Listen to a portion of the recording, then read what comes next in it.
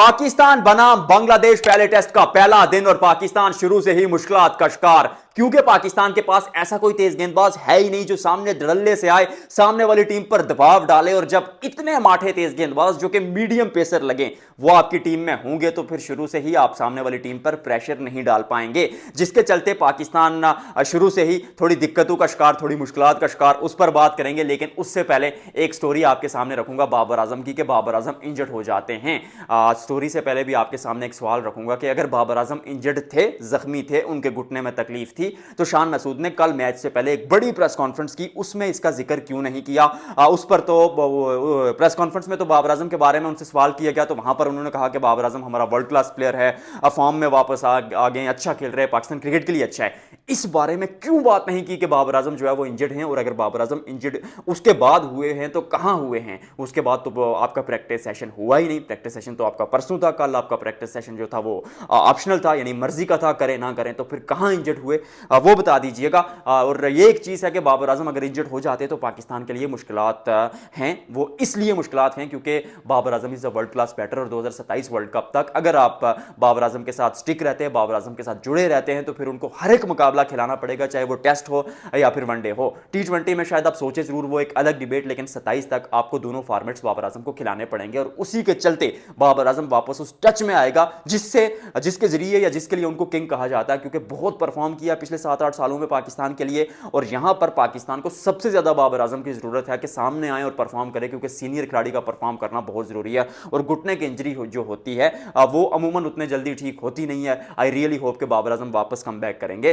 तो बाबर आजम, एक और चीज आपको बताता चलूं कि अब तक ना सिर्फ 8 टेस्ट मैचेस बाबर आजम ने मिस किए हैं, जिनमें से 6 दफा वो जो है वो या जख्मी हुए हैं या खुद ना खेलने का फैसला किया है। 2 दफा वो ड्रॉप हुए हैं। 2016 में ड्रॉप हुए थे जब वो नए नए आए थे, तो यूनस खान टीम में वापस आए थे। फिर बाबर आजम को ड्रॉप किया गया था। फिर 2024 इंग्लैंड के खिलाफ आकिब जावेद ने जवाब कर बाबर रिजवान को बाबर शाहीन अफरीदी वगैरह को ड्रॉप किया था, और पाकिस्तान वो जीता भी था। अगली बात करते हैं।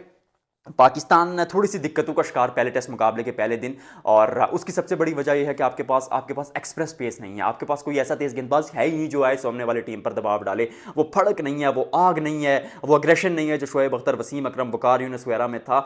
इतने माठे गेंदबाज समझ नहीं आती। और चांस जरूर क्रिएट किए गए थे, शाहीन की तरफ से भी चांस क्रिएट किया गया था, कैच छूटा, लेकिन but that doesn't make any sense. और आप इसको एक्सक्यूज बना नहीं सकते, क्योंकि हर दूसरे दिन जो है वो कैच छूट जाते हैं। गेंदबाज को अपनी काबिलियत पर यकीन होना चाहिए, अंदर आती गेंद लाएं, बाहर जाती गेंदों से ललचाएं, वो एक सेटअप बनाएं।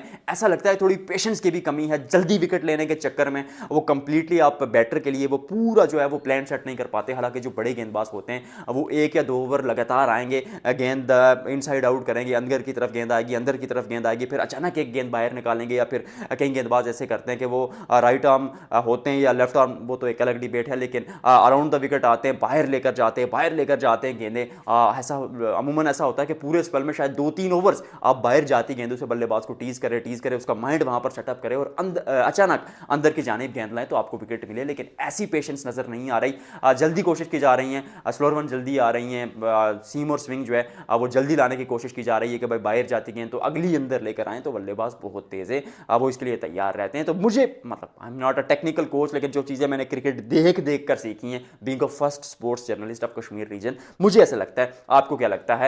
कमबैक कर जाएगा पाकिस्तान? क्योंकि मुझे ऐसा लगता है कि पाकिस्तान की बल्लेबाजी में जो लेफ्ट हैंडर्स है, वैसे जो 7 लेफ्ट हैंडर्स है, पाकिस्तान हिस्ट्री में पहली बार 7 लेफ्ट हैंडर्स के साथ खेल रहा है। इमाम उल हक हैं, शान मसूद हैं, अब्दुल्ला फजल हैं, फिर उसके अलावा शाहीन शाह अफरीदी भी लेफ्ट हैंडर्स है। सबके नाम तो नहीं गिनवा सकता, आप जाकर खुद गिन लीजिएगा, लेकिन ये जो लेफ्ट हैंडर्स हैं साउथ स्कील भी हैं, मुझे ऐसा लगता है कि ये परफॉर्म करेंगे। रिजवान और सलमान अली ऑलरेडी टेस्ट में अच्छा करते हैं, तो पाकिस्तान की टीम कमबैक जरूर कर जाएगी। लेकिन स्पिन को स्टेप अप करना पड़ेगा।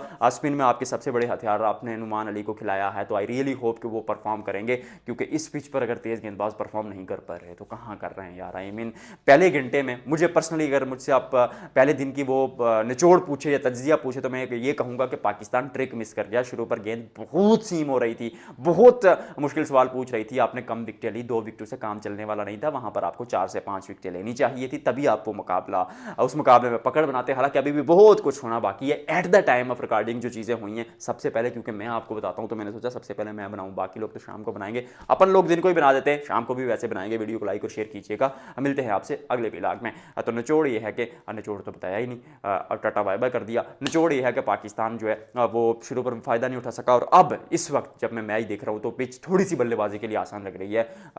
नुमान अली साहब, चाचा साहब, लेजेंड साहब, बचा लो पाकिस्तान को। मिलते हैं आपसे अगले व्लॉग में।